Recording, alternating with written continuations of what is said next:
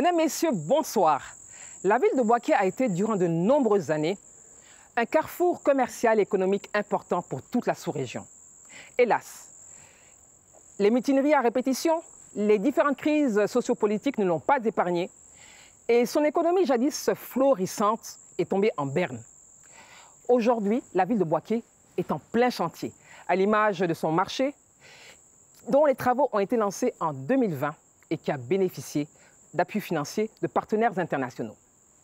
Bouaké, c'est également d'autres chantiers, routiers, hospitaliers et administratifs, qui pourraient lui redonner un nouveau visage si les travaux sont menés à bien.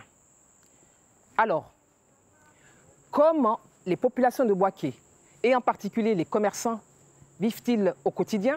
Plusieurs structures sont à pied d'œuvre pour redonner à Bouaké son lustre d'antan, mais qui fait quoi, comment et pour quels résultats? 52 minutes pour comprendre le renouveau de Bouaké. Un reportage réalisé par les équipes de Soprod.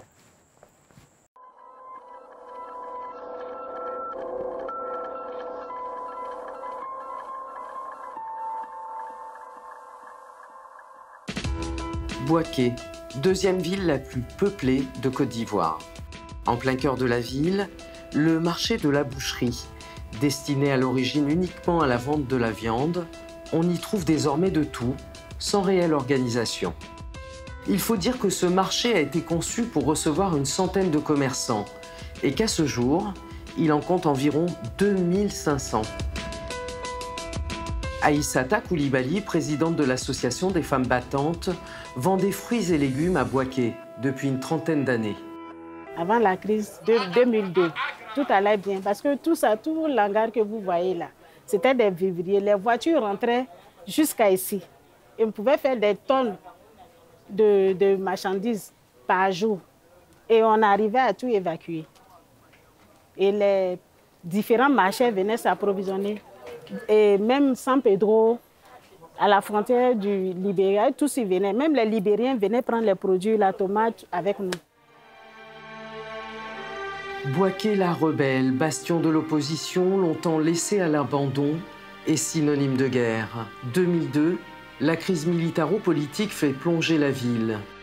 À 400 km d'Abidjan, les rebelles s'emparent de Bouaké, la capitale du Nord, après d'intenses combats. Nous sommes à l'entrée ouest de la ville, où les affrontements les plus violents se sont déroulés hier.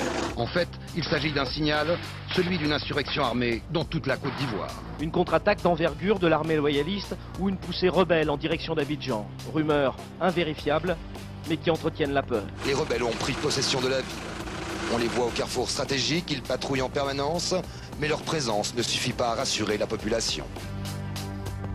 Durant plus de 10 ans, l'activité économique cesse, les usines ferment et les investisseurs fuient.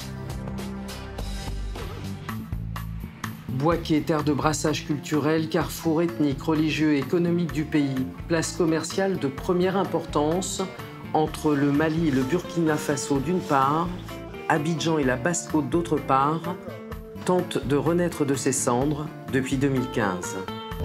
Bouaké, c'est la ville centrale de la Côte d'Ivoire. C'est le centre physique de la Côte d'Ivoire. Se trouve à une cinquantaine de kilomètres de Bouaké vers Béoumi. Et de par cette position géographique, il devient une position stratégique. Vous ne pouvez pas aller au port d'Abidjan sans passer par Bouaké. Nicolas Djibo, maire de la ville depuis 2013, Bouakéen de naissance, souhaite que cette ville rayonne à nouveau.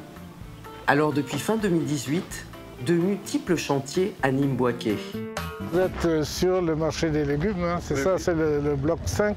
Ici? Ici, oui, vous êtes sur le bloc 5, le futur marché des légumes, les choses. En face, on a le bloc 3 qui est ici. Le bloc 1 et 2. Bloc 1 et 2. Voilà. C'est quoi le bloc 1 et 2? Ça représente quoi?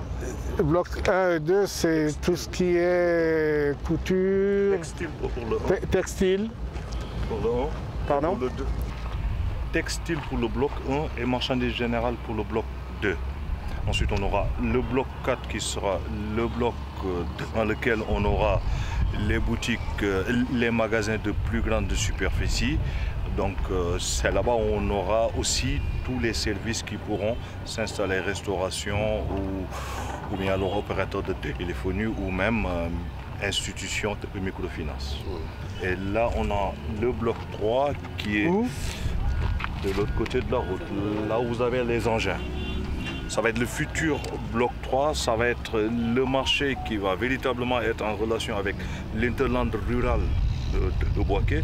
Ça va être un bloc de marchandises générales, mais à l'intérieur du marché, on retrouve plusieurs secteurs qui sont destinés au monde rural, que ce soit des produits phytosanitaires, des produits artisanaux d'agriculture et consorts. Donc ils seront sur ce bloc 3-là. Quant au bloc 5, bon, là où nous sommes actuellement, bon, c'est le bloc qui sera réservé aux vivriers. Voilà. Et il est important de dire que le marché a été conçu dans un esprit de vente au détail. Ce n'est pas un marché qui est destiné à faire du gros, c'est un marché de vente de détail. Nous avions l'avantage de bénéficier d'un marché de gros de Bouaké.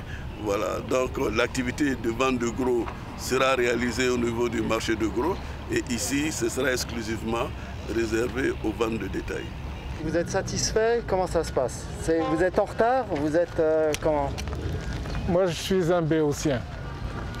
Donc j'écoute ce que me disent les techniciens. Ils disent que les travaux avancent bien. Je suis satisfait. Mais je serai encore plus satisfait quand je verrai les murs. Là, ça c'est de ma capacité. Quand je verrai que les murs vont monter, je serai encore plus satisfait. Voici à quoi ressemblera le marché. Une infrastructure construite sur 9 hectares, ultramoderne, comprenant 5 blocs bien distincts. Ce marché pourra accueillir entre 8 000 et 12 000 marchands, soit une partie des détaillants de Bouaké.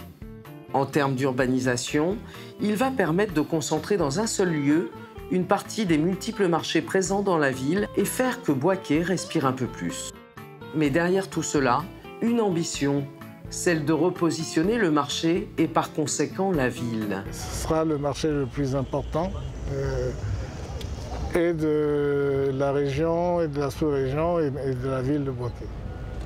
Est-ce que vous allez attirer plus de personnes ici, c'est ça? Vous avez l'ambition de faire venir des gens ici pour faire du commerce, pour... Je pense que ce marché va attirer des commerçants d'horizons éloignés. Hein. Bien sûr, les Bouakéens seront les premiers, les opérateurs économiques Bouakéens seront les premiers concernés. Mais je ne serais pas surpris de voir des opérateurs économiques de la sous-région, du Burkina, du Mali, venir desservir ce grand marché. Donc je pense que compte tenu de sa dimension, compte tenu de son importance économique, je ne serais pas surpris de voir que des opérateurs économiques de la sous-région participent à l'animation commerciale de ce marché. Du côté de la population, ce marché est très attendu. C'est aussi l'attente la plus forte des commerçants. Nous retrouvons Aïssata Koulibaly au marché de la boucherie, en pleine conversation avec une de ses fournisseuses. Si les fruits sont bons et le traitement est bien fait, on prend le kilo à 200, le premier choix. Maintenant, le deuxième choix, 150. Le troisième, 100 francs. Et s'il y a des déchets, 50, 25. Si le prix vous convient, vous pouvez envoyer.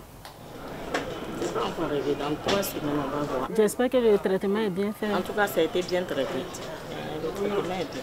Ça fait combien de temps que vous faites du commerce avec madame? Bon, ça vaut 8 ans. Ce qui est en train de se passer dans Bouaké, est-ce que vous pensez que ça va améliorer les choses? On espère en tout cas. On espère. On espère. Parce que moi, je crois. Parce qu'aujourd'hui, ce qui est en train de se passer, à des années, on n'a pas pensé que ça allait être comme ça. On pense... Parce que le marché a été, c'était un dépotoir même. Si aujourd'hui, le marché a été entouré, oui, on voit des tracteurs un peu partout, le mouvement, on croit. Donc on s'est dit que ça va aller. On croit. Au même moment, à l'entrée du marché, une visite surprise s'annonce. Le maire de la ville, accompagné du ministre des Transports, Amadou Koné, sont venus rendre visite aux commerçants. 2 enfants du pays, dont un membre du gouvernement.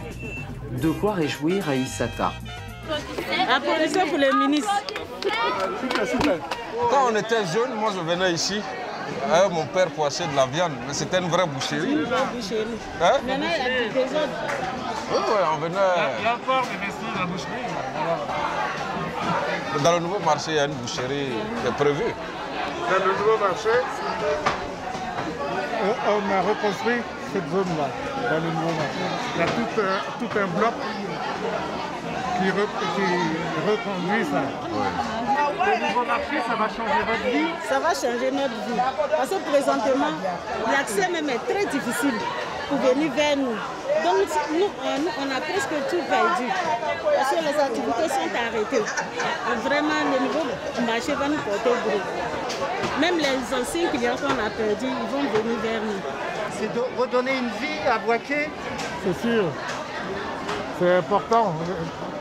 Le commerce fait partie, je dirais, le commerce c'est l'âme de la ville de Bouaké. Avec le nombre de commerçants, sa position centrale en Côte d'Ivoire, c'est très important. Mais j'ai quand même l'impression que vous, et je répète ma question, vous êtes les enfants du pays, vous voulez vraiment redonner un petit peu ce que vous avez vu. C'est la moindre des choses. Le père d'une mère, c'est la moindre des choses. Quand même un notable qui a fait beaucoup pour cette ville. C'est la moindre des choses. Mais la réalisation de ce marché-là va permettre de restructurer la ville. Parce que la ville a été déstructurée aussi. Donc ça va restructurer la ville. Réorganiser la ville autour du marché. Mais ça va libérer des voies, la ville sera plus propre. Donc c'est un projet important. Aïssata profite de cette rare opportunité pour se présenter et inviter le ministre à la suivre. Je voulais vous montrer ma place. Vous partez là-bas. Oui, monsieur. D'accord. J'ai ma place là. J'ai ma place où je vends. Je suis la présidente des femmes d'ici. Il faut que je vous montre. Au milieu de la foule ébahie par cette présence inhabituelle d'une autorité, le ministre se ferait un chemin tant bien que mal, guidé par Aïssata, qui a du mal à contenir sa joie. Madame Koulibaly, c'est un espoir pour vous? Oui, c'est un espoir pour moi. C'est-à-dire? Bon, en tout cas, c'est une joie pour moi. Vraiment, c'est la première fois que cela se réalise. Je n'ai jamais vu que c'est ça. Les mots me manquent pour exprimer ma joie. C'est une grande joie pour moi. Qu'un ministre se déplace pour venir me voir au marché et le maire, vraiment. On peut dire que c'est le président qui est venu me voir. Je suis très contente. Moi, je suis ici présentement. C'est là que je vends. La place, elle a été... C'était ma mère qui était là. C'est une succession, en fait. D'accord. Aujourd'hui, moi, j'ai pris la place. Oui, oui. Voici ce que je vends. Bien, bravo. Donc, ta maman était ici et puis toi, tu... Et puis moi, je suis venue. Ok, bon. Vraiment, merci beaucoup. Hein. Joyeux Noël. Merci. Hein? On passe par où? Ben, non, non. On passe par où? Une visite brève, mais qui a fait son petit effet. La construction du marché va m'apporter gros. Je vais dire, là où je suis cachée, au moins, s'il y a le marché, je sais que j'ai une place. Tous mes fournisseurs auront la place. Et puis le vivrier, on sera focalisé dans un seul coin. Donc vous voyez, il y aura une affluence côté même international, comme dans la sous-région. Puisque avant même, les gens de la sous-région venaient s'approvisionner avec nous. Avec l'ouverture, la construction du marché, ça va nous apporter gros. Je crois qu'on va revenir à l'ancien temps où on faisait des tonnages avec la construction du marché. Si le ministre des Transports est aussi impliqué à Bouaké, c'est qu'il y est né, y a grandi et y a fait ses études. De plus, cette ville est stratégique pour le gouvernement. Longtemps bastion de l'opposition, marquée par de multiples troubles, la ville de Bouaké est restée calme aux dernières élections présidentielles. De quoi reprendre espoir et voir grand pour cette localité. Pour vous, le renouveau de Bouaké doit commencer par quoi? Ça repose sur un trépied. Il faut l'engagement de la population, qu'elle soit impliquée, qu'elle se sente concernée. Il faut l'engagement des cadres, des élus et cadres, et puis le gouvernement. Et vous, qu'est-ce qui vous touche le plus? Qu'est-ce qui est le plus important pour vous? La paix, la stabilité et maintenir, en tenant ses engagements bien entendu, maintenir cet espoir-là des populations que les choses continueront d'aller de mieux en mieux. Tout le reste suit.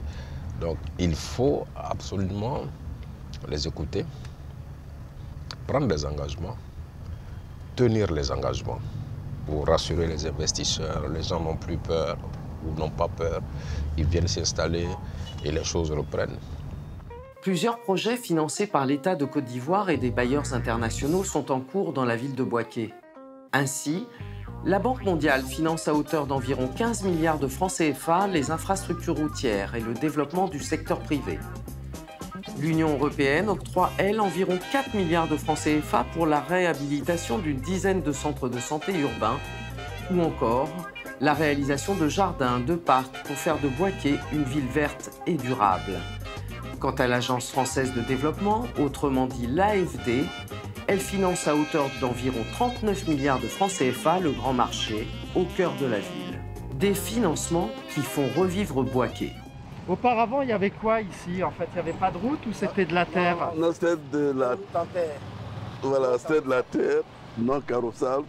Et là, le trajet que nous avions fait en 3 minutes, peut-être il fallait mettre 30 minutes. Hein. Voilà, il fallait mettre 30 minutes pour le faire. Hein. Et là, il n'y avait pas de taxi. Alors que là, vous pouvez vous rendre compte que c'est animé. Il y a pas mal de véhicules. Voilà.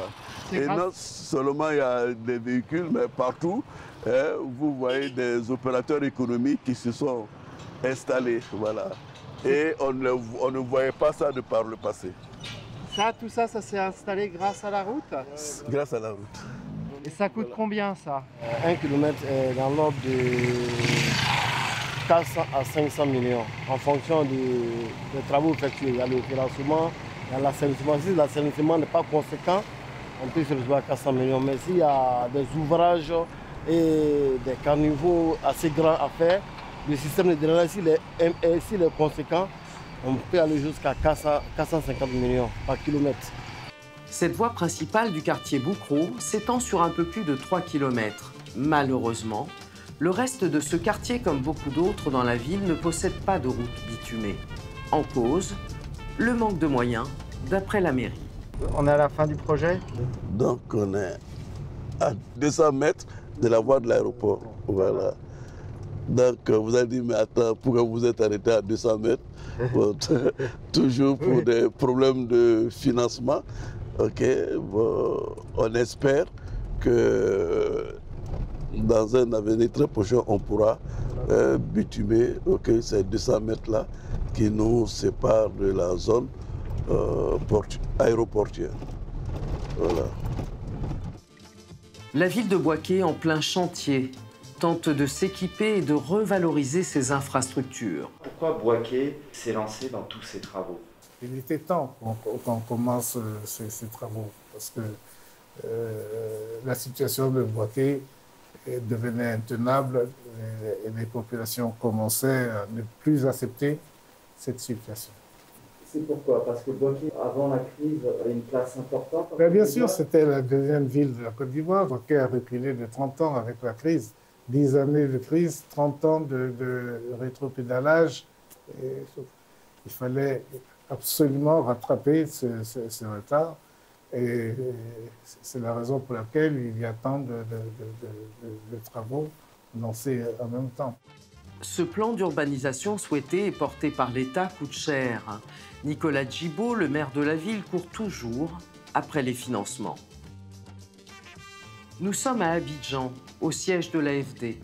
L'Agence française de développement finance le marché de Bouaké seulement voilà, à peine les travaux commencés, des dépassements financiers s'annoncent. Autour de cette table, le directeur du cabinet du maire de Bouaké prend la parole en premier. On a décidé, en ce qui concerne les pavés autobloquants, de maintenir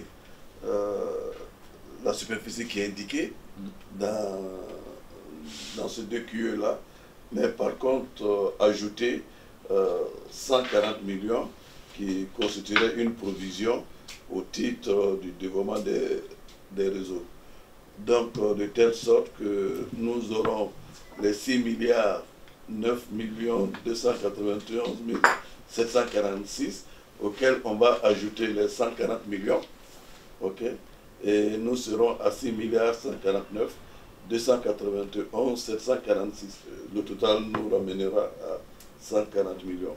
Donc, ce qui ferait qu'à ce jour, nous serons dans le dernier DQE, là, okay, à un total de 6 milliards 149 millions 291 746, soit 9 374 534,833 euros.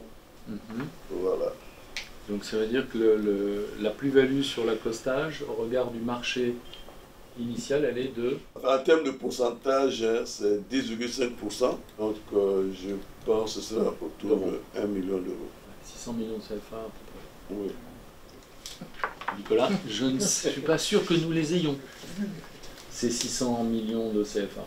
Un dépassement de 600 millions de francs CFA en cause des retards sur le chantier. De quoi effrayer le bailleur qui ne souhaite pas faire une rallonge. Mais après 15 minutes de discussion, ils s'entendent sur le fait de réajuster leur budget. On a dû procéder à des arbitrages et des ventilations d'allocation entre le marché LOA et le marché LOB pour que l'ensemble des deux marchés entrent dans la capacité de financer ces travaux. Mais il faudra qu'on regarde précisément où ça nous emmène, parce que si on est à zéro marge de manœuvre, on est en risque. Et ça, du point de vue du bailleur en tout cas, c'est une alerte, c'est pas acceptable. Fin de réunion. Est-ce que vous serez satisfait de cette réunion? Elle était importante parce que nous venons donc de clore, je dirais, les questions qui étaient en suspens, notamment le contrat relatif au contrôle de la construction du marché. Donc c'est un grand pas qu'on vient de faire un grand pas en avant qu'on vient de faire. Est-ce que vous pensez respecter les délais? Je pense, oui. On ne va pas commencer aujourd'hui en vous disant qu'on ne va pas respecter les délais. C'est vraiment une obligation pour nous. On mettra tout en œuvre pour respecter tout. Il y a les délais, il y a l'enveloppe budgétaire, il y a plusieurs choses à respecter. Et nous ferons tout pour respecter cela. Vous prenez en compte les préoccupations du maire vis-à-vis de la population sur ce genre de chantier? Non seulement on les prend en compte, mais c'est indispensable. Je vous disais tout à l'heure, il y a une phase de préparation d'un projet comme celui-là qui est extrêmement longue, méticuleuse, qui fait appel à beaucoup de ressources, qui sont des ressources au sein de l'équipe de la mairie, qui sont des ressources au sein des ministères ivoiriens compétents, qui peuvent être aussi des ressources de l'extérieur, et qui nécessitent de construire en fait un dialogue qui est lent, qui se construit comme tout dialogue. Mais là, il faut imaginer, on parle d'une infrastructure qui va accueillir entre 8 000 et 12 000 commerçants. Donc en termes de dialogue, c'est du dialogue avec 8 000 à 12 000 commerçants. Et quand je dis 8 000 à 12 000, c'est-à-dire que le travail qui a été entrepris par les équipes de la mairie et de ses appuis, c'est de dialoguer avec tout le monde, l'ensemble des commerçants bénéficiaires de cette infrastructure. Donc ça a été quelque chose de très lent pour le construire ensemble, en prenant en compte toutes les questions, les problématiques, les attentes, et puis les confronter à la réalité de ce qu'on peut faire dans un délai qu'on essaye de tenir et dans une limite de financement et de coûts compatibles à ce que peut supporter la République de Côte d'Ivoire qui s'endette pour ce projet pour Bouaké, et puis pour l'AFD à sa capacité à financer à hauteur de ce qu'il convient de faire. Bon vol. Carrément. L'AFD finance depuis 10 ans à hauteur de 262 milliards de francs CFA par an des projets dans différents secteurs en Côte d'Ivoire, comme l'agriculture et l'environnement, la santé, l'éducation, la justice, les infrastructures et le développement urbain. Un bailleur qui compte dans le développement économique du pays. Retour à Bouaké. Mohamed Diop, urbaniste de formation, fait partie de l'équipe d'assistance à la maîtrise d'ouvrage de la mairie. Avant de commencer les travaux du nouveau marché, il a dû sensibiliser et convaincre les commerçants d'adhérer au projet. Le commerce est partout à Bouaké. On a l'impression que tout le monde est commerçant dans la ville de Bouaké. Et cela justifie notamment cette unanimité-là. Parce que si vous n'êtes pas commerçant, vous avez un neveu, un enfant, une maman, une tante, une nièce qui est commerçant dans la ville de Bouaké. Pour séduire les commerçants et les persuader de l'utilité de cette nouvelle infrastructure, des tarifs sociaux sont proposés. C'est une location ou l'achat des boutiques? C'est un achat. Ensuite, ils vont contribuer aux frais de charge de la boutique. Entretien, nettoyage, sécurité. Minimum, c'est combien pour rentrer dans le marché? 350 000 pour les boutiques et la boutique de 6 mètres carrés. 95 000 pour la table, entre 95 000 et 150 000 pour les tables et carreaux. Donc pour pouvoir avoir son étal, pour pouvoir s'installer, il faut combien pour un commerçant? Il lui faudra un minimum de 95 000 qu'elle pourra payer de manière étalée. Mohamed Diop se rend régulièrement au marché de la boucherie pour rencontrer les différents responsables. Un travail essentiel de pédagogie et de patience qui lui a permis d'amadouer la majorité des commerçants. Madame Koulibaly, qui est une collaboratrice comme aussi l'ensemble des commerçants, lorsque nous sommes arrivés, nous avons procédé à une identification des filières et des chefs de filière pour pouvoir parler aux commerçants. D'abord avec les représentants des filières, mais aussi à travers des visites de sites pour venir porter la véritable information sans risquer que entre nous et elle, entre nous, elle et les autres commerçants, que l'information puisse être informée. Parce qu'il y a eu beaucoup d'incrédulité concernant ce projet. Et combien de fois on vous a dit que le marché allait se faire et il ne s'est jamais fait? Bon, au moins 3 fois. Il y a des gens même qui sont venus, ils nous ont fait des propositions, mais vraiment le coût était très élevé. Ce n'était pas accessible à tous les commerçants. On a vu que les vrais commerçants, vu leur projet, les vrais commerçants n'auront pas de place. Parce qu'il y a même les étals, là, ça allait de 2 millions. Pour un commerçant qui a un fonds de commerce de 50 000, il ne peut pas acheter un magasin de choses, un étal de 2 millions. Donc maintenant qu'ils sont venus, ils ont proposé. Et puis le prix était abordable. Vraiment, on a cru. Pour les étals, il y en a de 90 000 jusqu'à 150 000 francs pour les étals. Les chiffres même sont dans mon sac. Ils m'ont donné des fiches qu'on a distribuées aux autres commerçants. Et puis bon, quelqu'un qui te propose étal à 2 millions et un autre vient à 90 millions et 90 000 francs. C'est que le prix est abordable. Outre le marché et les infrastructures routières, de nombreux chantiers animent la ville de Bouaké, comme le stade, les villas du village de la Coupe d'Afrique des Nations ou encore l'hôtel de ville et la piscine d'État, site emblématique de la période faste de la ville dans les années 70. De quoi faire revivre cette localité. Fin de journée, les commerçants du marché de la boucherie plient bagages. Carotine, bon, ça s'est bien passé par la grâce de Dieu. On a pu vendre un peu. Ça veut dire quoi, vendre un peu? Bon, on a pu écouler presque la moitié, plus de la moitié de ce qu'on a acheté ce matin. Qu'est-ce que vous avez vendu le plus? Bon, la tomate et puis l'haricot vert. Tomate, haricot vert chaud. On a vendu plus, mais la tomate c'est plus. Comment vous avez fait de recettes? La recette du jour. Bon, on veut dire 50 000. La recette du jour, mais pas le bénéfice. Hein. Là, avec le nouveau marché, ce que vous faites là, vous pensez que vous pouvez faire combien en plus? Peut-être le triple même. Parce que avant, où il y avait le marché, on faisait plus. On vendait plus. On pouvait vendre 500 000 par jour, hein, puisqu'on livrait dans les camps, les écoles. Mais compte tenu de la crise, la situation du pays, bon, tout est au ralenti. Des commerçants et une population qui ont hâte de voir évoluer leur ville et sortir de leur quotidien difficile. Un renouveau essentiel pour donner de l'espoir, de l'envie et effacer les stigmates des événements passés. Un renouveau essentiel également pour l'économie du pays et son gouvernement. Un mois plus tard, aéroport de Bouaké. Nous retrouvons Amadou Koné, le ministre des Transports. Dès qu'il le peut, il passe ses week-ends dans sa ville natale.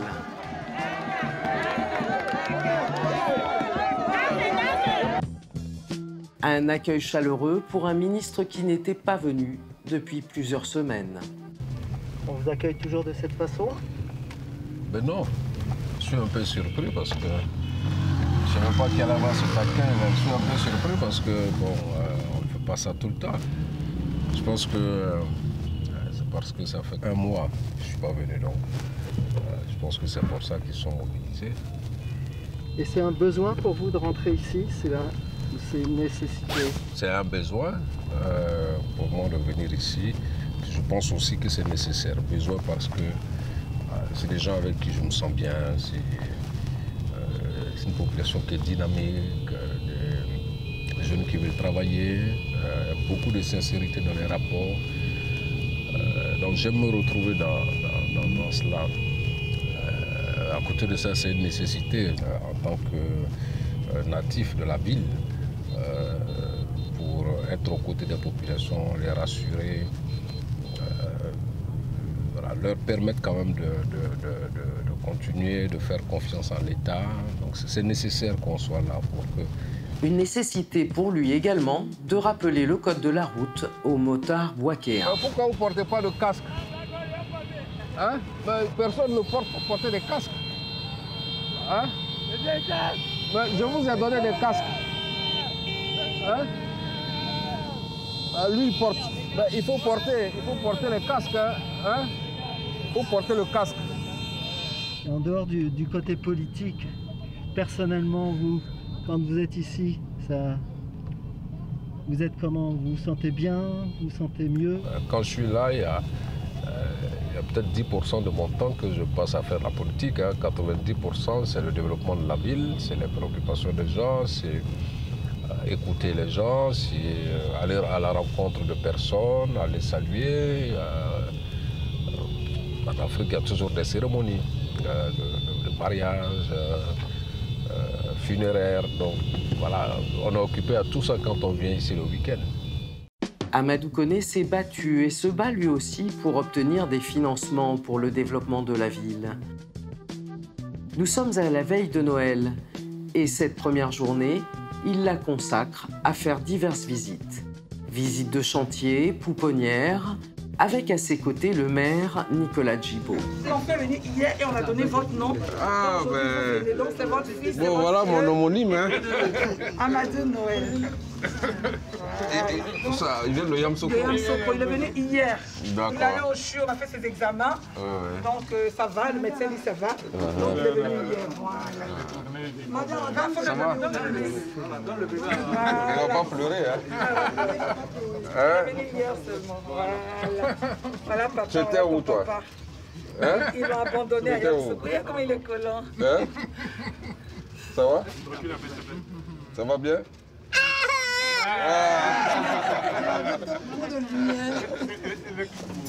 Monsieur le ministre, voilà ici, l'État fait beaucoup pour les poupons, c'est vrai. Nous avons un budget de fonctionnement qui nous permet d'avoir tout ça. Donc vos enfants ne manquent pas à manger. Voyez. Ça c'est le budget qui permet, on a du lait. Ça c'est la PSP qui donne les produits pharmaceutiques. On a fait cet espace pour que ce soit bien conservé. On a mis le frayon pour le lait. Le lait, c'est délicat. Il ne faut pas qu'ils aient la diarrhée. Donc, tout est là. Rien n'est au sol, vous le constatez. On a les produits pharmaceutiques, le lait. On a les couches. Les couches nous tiennent à cœur parce que les enfants doivent être propres. Donc, ça, c'est le budget de l'État. Vous voyez, tout est là. Ils n'ont pas encore contrôlé. C'est le dernier canton on a sécurisé par le contrôle financier va venir contrôler avant qu'on les mette dans les bureaux. Tout ça, les bureaux, c'est fait avec de l'eau minérale. Après les enfants, dans un autre quartier de Bouaké, le ministre va récompenser des femmes qui se sont organisées pour nettoyer elles-mêmes les rues. Sans subvention, sans directive, sans rémunération. Des bénévoles qui travaillent pour le bien de la ville, de quoi toucher la corde sensible de ce ministre. C'est vous-même qui lavez le quartier, c'est vous-même qui... C'est nous-mêmes qui nettoyons le quartier. C'est nous qui nettoyons le quartier. Chaque dimanche, on nettoie le quartier. Chaque dimanche, nous nettoyons le quartier. C'est nous-mêmes qui avons les balais, les pelles, nous voulons des matériels pour nettoyer le quartier. Après un discours d'encouragement et un don financier, il va enchaîner les rencontres privées, rencontres politiques, des journées bien remplies qui visent à valoriser les actions et les initiatives locales.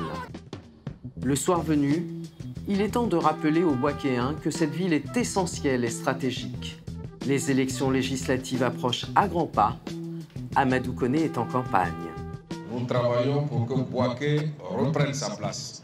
Parce que Boaké, c'est Boaké et Boaké, plus que jamais, est déterminé à jouer son rôle de deuxième ville de Côte d'Ivoire.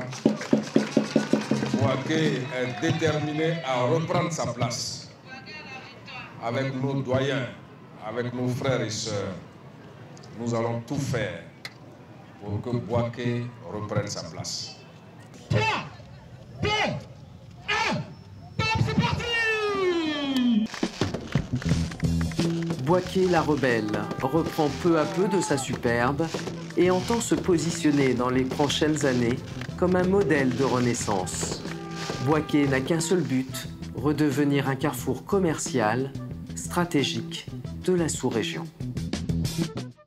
Mesdames, Messieurs, ce soir, à mes côtés, le ministre des Transports, par ailleurs fils de la région du Béke, et en particulier Boaké. Bonsoir, Monsieur le ministre. Bonsoir. Merci de nous recevoir pour ce numéro de 52 minutes pour comprendre, consacré au renouveau de la ville de Boaké. On a vu dans ce reportage, il y a beaucoup de travaux donc, qui sont réalisés dans la ville de Boaké, beaucoup de financements, effectivement. Alors, quand est-ce que cette ville de Boaké, la ville de Boaké, dont vous êtes natif, se retrouvera son lustre d'antan et sera vraiment digne d'être une grande ville et de redevenir la Dauphine en ce qui concerne la Côte d'Ivoire? Ça ne peut pas se faire comme ça rapidement.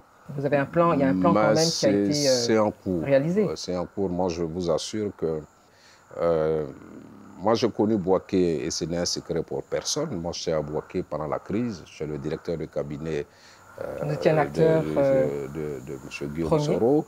Je sais comment c'était très difficile. Donc là-bas, j'ai vu des populations qui avaient du mal à subvenir donc à un certain nombre de besoins primaires. Et vous savez, ça marque tout ça. Ce que j'ai vu, pas seulement à Boaké, hein, j'ai vu dans beaucoup d'autres endroits, nécessairement, ça vous engage moralement, ça vous engage donc à travailler pour ces populations-là. Peut-être que ça a été une chance que j'ai découvert aussi donc cette facette donc des difficultés des populations. Donc mon engagement, avant tout, c'est que je veux que les gens vivent mieux à Boaké. Je veux que de Boaké, on n'ait pas de problème en Côte d'Ivoire, comme cela s'est passé par le passé. Je veux le faire avec l'ensemble des fils et des filles de Boaké, par la cohésion, par le rassemblement, la fraternité autour de Boaké. Il y a beaucoup de travaux, beaucoup de financements.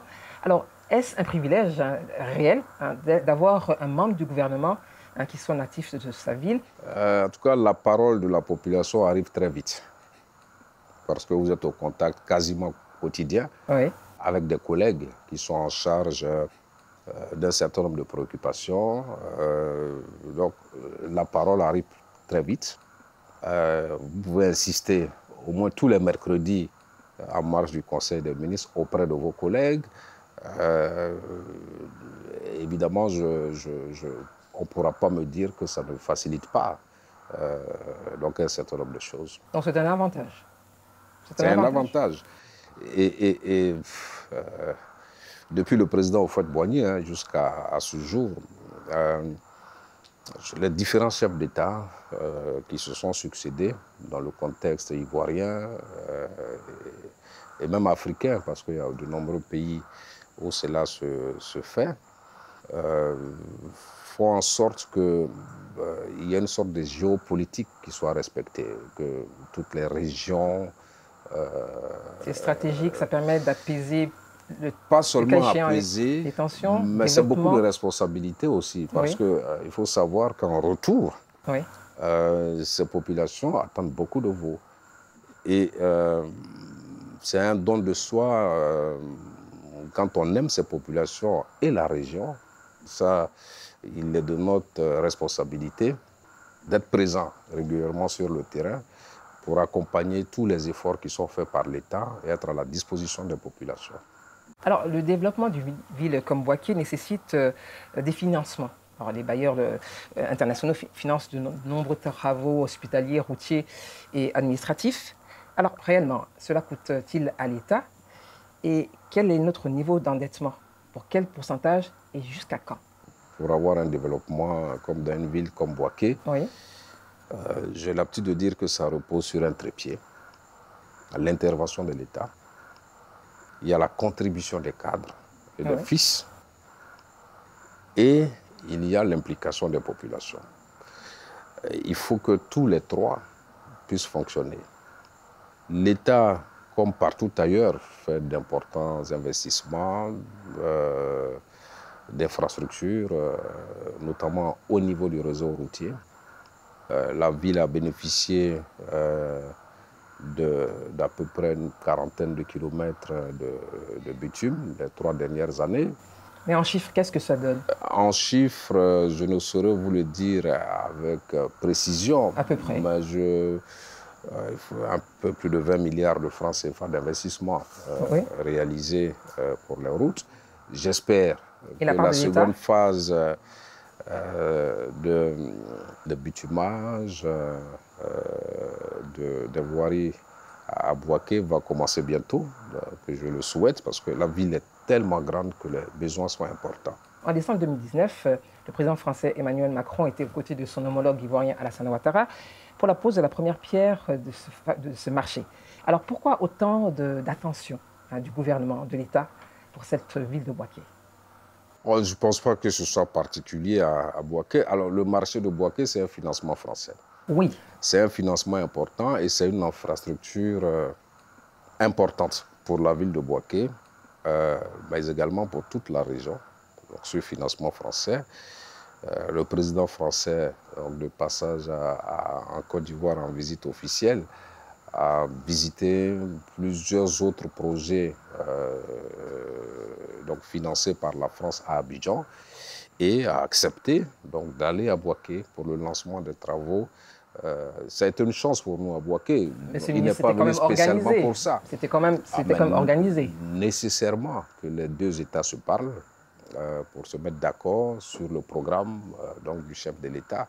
Donc les deux États ont travaillé pour que cela se fasse. Le lancement de la campagne présidentielle de votre candidat de l'époque, qui est aujourd'hui chef de l'État, s'est déroulé à Bouaké. Encore une fois, beaucoup d'attention pour cette ville, qui est la capitale... Il ne faut pas être jaloux de Bouaké, il ne faut pas faire non plus des jaloux. Non, on veut juste mais simplement, je vais vous dire simplement que, vous savez, une campagne électorale se prépare, s'organise. Il y a des axes, il y a des réalités. La région de Bouaké, qui était la 3e région électorale du pays en termes de population électorale, en 2020, est passée 2e région. Oui. Après Abidjan. Abidjan. Évidemment, vous voulez gagner des élections, vous voulez aller à l'intérieur du pays, vous allez là où il y a des électeurs, où il y a le plus grand nombre d'électeurs. Et naturellement, je veux dire, si Bouaké n'avait pas ce poids électoral que la ville et la région avaient, s'il n'y avait pas ce poids électoral, je ne suis pas sûr que c'est là que le président aurait lancé sa campagne. Est-ce que vous ne pensez pas qu'en réalité, quelque part, il faille tenir compte de cette ville de Bouaké, s'en occuper? Est-ce qu'il n'y aurait pas un risque, en réalité, à ne pas s'occuper de la ville de Bouaké et que Bouaké ait l'impression d'être délaissé? Je pense que le gouvernement a vraiment démontré, vous allez à Bouaké, aujourd'hui vous connaissez l'enthousiasme des populations, que dès lors qu'il y a l'apaisement, dès lors qu'il y a la tranquillité, donc le gouvernement a démontré qu'il était très attentif donc, aux conditions de vie des populations et faire... donc ce qu'il a à faire, c'est ce que le gouvernement fait. C'est tout à fait normal que la deuxième ville du pays connaisse donc, tous les investissements, connaisse les attentions qu'on lui accorde. Alors si c'est une attention particulière, j'en suis très flatté et je souhaite que l'attention soit soutenue sur Bouaké parce que les besoins sont importants. Aujourd'hui, sur le plan sécuritaire, où on en est réellement? Sur le plan sécuritaire, il n'y a rien de particulier à signaler. Les élections se sont bien passées, j'étais chahuté par endroits. Dieu merci, grâce à tout le travail qui est fait par l'ensemble des cadres, accompagné par les promesses faites par le gouvernement de dire « nous, on veut faire des investissements ». Il faut que ce soit stable pour que les entreprises viennent faire les investissements. Et tout l'encadrement, la sensibilisation, le dialogue constant que nous faisons donc avec les populations ont permis de créer ce climat. Donc du point de vue sécuritaire, à Bouaké, les élections d'octobre ont démontré qu'il n'y avait pas d'inquiétude. Le carnaval. Il y avait donc de nombreuses retombées économiques pour les populations, une visibilité pour la Côte d'Ivoire. Quand est-ce qu'il va être relancé?